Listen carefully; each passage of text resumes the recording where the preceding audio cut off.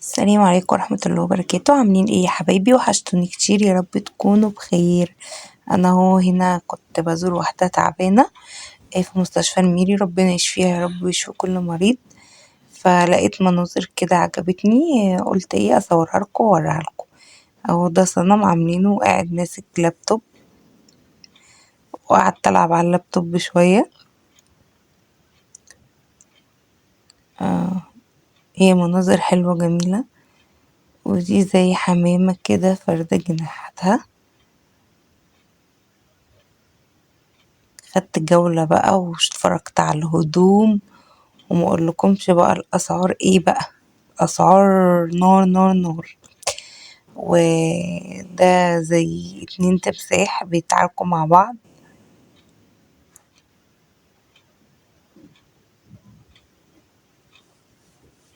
وده واحد مدفون تحت الارض وماسك زي جيتار.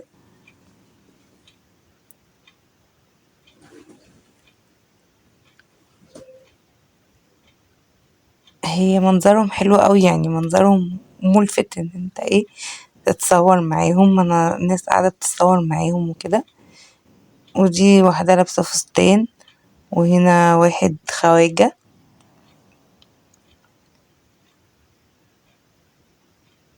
قلت بقى ما اشوفش حاجة من غير حبايبي، لازم ايه اصورها واوريها لكم.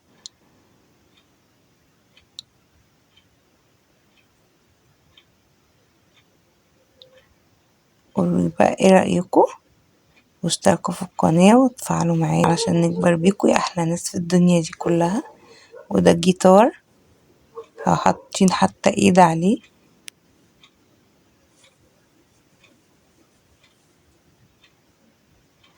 انا كنت بصور وبمثل لكم على البتاع.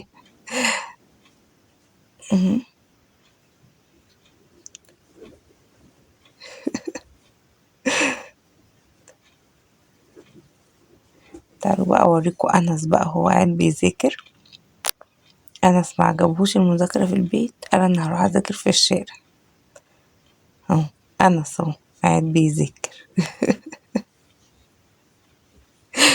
مش عارف يذاكر في البيت يا عيني، روح ذاكر في الشارع. وده تمثال سند كورة كبيرة، صخرة كبيرة.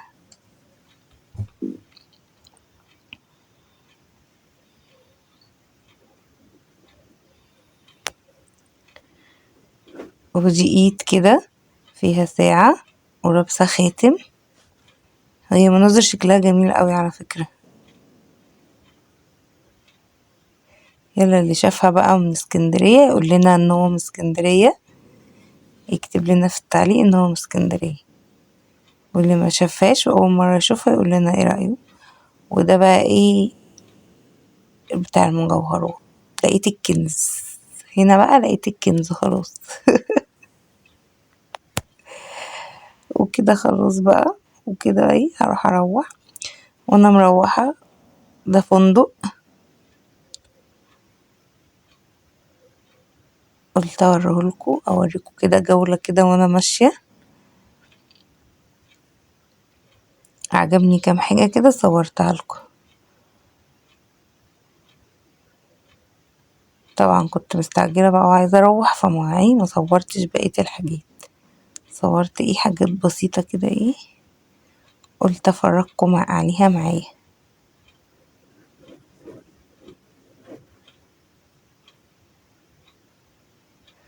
هنا في محطة الرمل. وده محل بيبيع حاجات كده لفت نظري، قلت اوريهولكم معايا. الحاجات اللي هي زي حاجات الآثار كده.